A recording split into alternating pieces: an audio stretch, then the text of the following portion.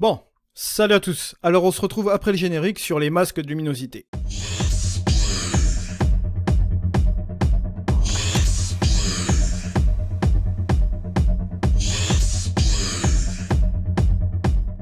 Voilà, alors aujourd'hui on va parler des masques de luminosité. J'en avais vraiment parlé dans le détail de nombreuses fois. J'ai par ailleurs fait un panel de luminosité complet pour Luminar 4, puisqu'il était manquant justement au niveau des sélections, d'accord ?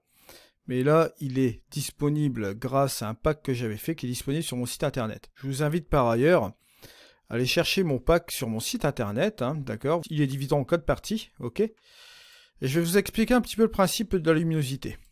Mais avant de commencer par les masques de luminosité, il faut comprendre un peu le principe justement de ces masques de luminosité. Et je vais utiliser la courbe de tonalité, ok ? Alors, ici, comme vous le savez déjà, bon, on arrive sur ce point d'entrée là. Si on baisse ce curseur comme celui-ci, d'accord, on va être sur la valeur qui va être le point noir 0, d'accord? Si on fait l'inverse, voilà, ce qui va se passer, hop, on va arriver directement à l'extrémité comme ceci. Là, on va être sur la valeur blanche à 255. C'est la base, bien évidemment, de la luminosité, entre 0 et 255. Je vais baisser, bien évidemment, ce truc-là. Et à partir de ce principe-là, vous allez comprendre beaucoup de choses. Si je reprends ma courbe, regardez, je vais vous montrer quelque chose. Je vais, hop, la mettre à l'envers. On obtient ce résultat-là. Je vais faire autre chose. Je vais aller dans mon outil couleur. Je vais désaturer. Ça vous rappelle rien, ça? C'est un masque d'ombre, bien évidemment. Si je prends l'inverse, hop, on obtient un masque basé sur les lumières. Ok? Voilà, c'est les deux bases de masques que vous allez pouvoir obtenir. Ça, c'est une simulation de deux masques. Pourquoi je vous montre ça? Vous allez comprendre tout de suite après. Alors, on va remettre cela en couleur. Je vais remettre la saturation comme il se doit, comme ça. Voilà, juste comme ceci. Et je vais vous montrer quelque chose. Ici, vous avez une possibilité d'utiliser une luminosité, par exemple. Vous pouvez générer un masque de luminosité. Je clique sur la fonction. Voilà qui est fait. On a notre masque qui est ici. Je vais prendre mon petit pinceau et je vais appuyer sur le petit œilleton. Vous voyez comment mon masque est affecté. Si vous voulez vraiment aller dans le détail de ce masque-là, que va-t-il se passer? Je vous le donne en 1000. L'effet de la saturation va être appliqué partiellement dans l'image. Vous voyez, dans cette partie-là, dans cette partie du masque. C'est-à-dire, bon, ici, dans les parties les plus rouges, c'est là où ce sera le plus affecté. Et bien évidemment, quand ce sera un petit peu plus clair, ce sera moins affecté. Problème avec la luminosité comme elle se doit là, c'est que vous ne pouvez pas vraiment cibler l'endroit où vous voulez faire votre luminosité. Bon, je vais remettre tout ça à 0. Voilà, on revient dans l'outil couleur comme ceci. Et c'est là que vient mon panel de luminosité.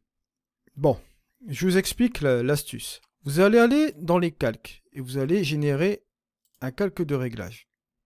Rien que comme ça. On va aller dans les prédéfinis. Et là, bien évidemment, vous allez installer mon panel de luminosité que vous trouvez sur mon site internet. On va prendre Leaky Light, le traditionnel. J'avais appelé cela Leaky Light, ok? Vous avez tous les masques de luminosité que j'ai générés comme ceci, avec bien évidemment les masques d'ombre, les masques de haute lumière, et les masques bien évidemment ici de ton moyen. Ok? Attention, masque de ton moyen, ne pas confondre avec les gris neutres, hein, d'accord? J'ai fait un panel de luminosité avec des gris neutres, avec un petit soupçon de ton moyen à l'intérieur, mais vous voyez, les gris neutres prennent plus de choses au niveau des masques. Les vrais masques de ton moyen, bien évidemment, ce sont ces masques-là. Ok? À ne pas confondre, hein, ton moyen et Green Note, c'est deux choses différentes. Les Green Note, les masques Green Note, je les ai mis en place sur mon panel de luminosité à un moment donné. Je les avais appelés ton moyen, mais c'était pour mettre en place un nouveau thème de nouveau masque qui est complètement différent des tons moyens. C'est pour ça que j'ai mis les tons moyens ici, juste après, dans mon panel de luminosité, dans Liquid Light, qui est un peu plus complet. Bon, là ici, bon, on est toujours sur notre calque. Je vais faire par exemple un truc, je vais utiliser bon, les zones d'ombre. On va prendre par exemple, allez, celui-ci. Il me plaît bien. Je vais aller dans l'outil lumière. Je vais aller ici, juste comme ceci, et je vais un peu m'amuser à modifier ce masque encore, pourquoi pas. Et peut-être l'affiner, vous voyez, juste un truc comme ça. On va faire un petit peu cela comme ceci. Voilà, qui est là.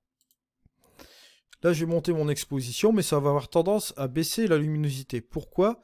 Parce que là, on est sur une courbe inversée, d'accord? On va sélectionner les ombres, donc comme on a inversé, la fonction est inversée. Donc si vous voulez sélectionner un petit peu plus de pixels blancs, vous allez plus par ici.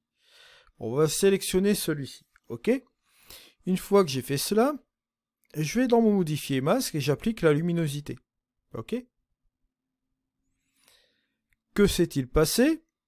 Je vais vous le montrer, vous allez comprendre vite ce qui s'est passé. Je vais aller dans mes 3 points ici. Je vais prendre le masque et je vais le copier. Bon. On va supprimer notre calque. Voilà.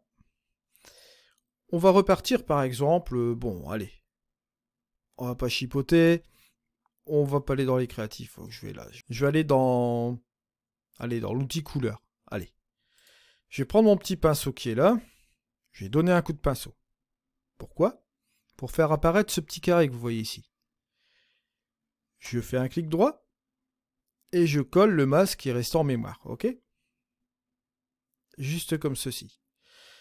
Je suis toujours avec mon petit pinceau. Je vais aller voir mon œilleton. Et là, hop, que se passe-t-il?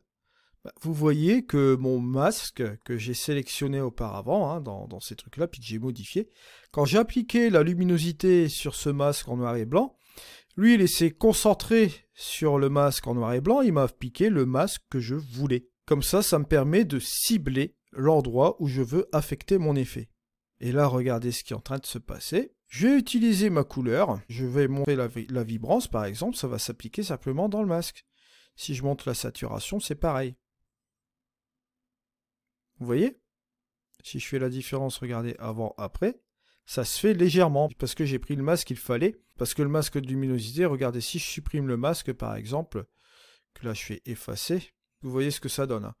Si je le recolle, par exemple, regardez, hop, vous voyez la différence. Vous voyez? Regardez, je vais mettre le truc là comme ça, je vais effacer, hop. Bon, là, il n'y a plus le masque, hein, malgré qu'il y a l'œilleton. Et là, on a la couleur directe avec la saturation et la vibrance.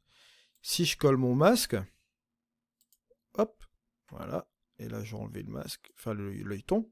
Vous voyez que la saturation et la vibrance s'appliquent, mais dans le masque et de manière contrôlée. Vous voyez un petit peu le principe. Ok? Donc là, vous voyez, bon, les masques de luminosité sur Luminar 4, vous pouvez les faire. J'ai fait un petit panel pour ça. C'est une petite piqûre de rappel. On va repartir un peu dans un autre logiciel cette fois-ci, et on va partir dans ON1. On se retrouve juste après.